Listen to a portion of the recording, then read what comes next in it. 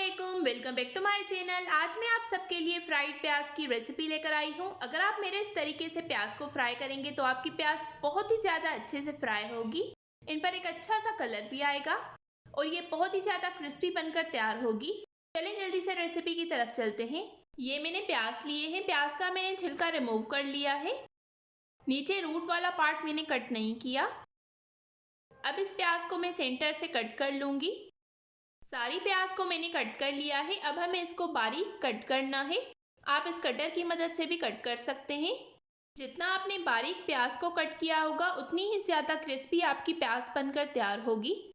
इस कटर से बहुत ही ज़्यादा बारीक प्याज कट होती है। आप ऐसे हाथों की मदद से भी इसे कट कर सकते हैं। सारी प्याज को मैं इसी तरह से कट कर लूँगी। आप इस प्याज को फ्राई करके लंबे टाइम तक स्टोर भी कर सकते हैं। बहुत ही ज़्यादा क्रिस्पी और मज़े की आपकी प्याज बनकर तैयार होगी।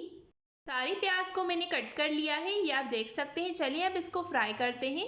प्याज को हमें सबसे पहले बॉईल करना है। पानी को मैंने अच्छे से बॉईल कर लिया है। अब ये सारी प्याज मैं इस पानी में डाल दूंगी। प्याज को हमें तकरीबन 1 मिनट तक इस पानी में बॉईल करना है। उसके बाद हमें इसको फ्राई करना है। इससे हमारी प्याज जो है वो बहुत ही ज़्यादा अच्छे से फ्राई होगी और बहुत ही ज़्यादा क्रिस्पी बनकर तैयार होगी। प्याज को आपने 1 मिनट से ज़्यादा पानी में नहीं रखना।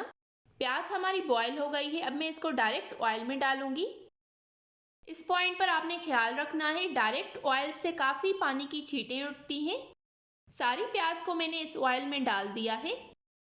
अब मैं इसको हाई आग पर अच्छी तरह से फ्राई करूंगी।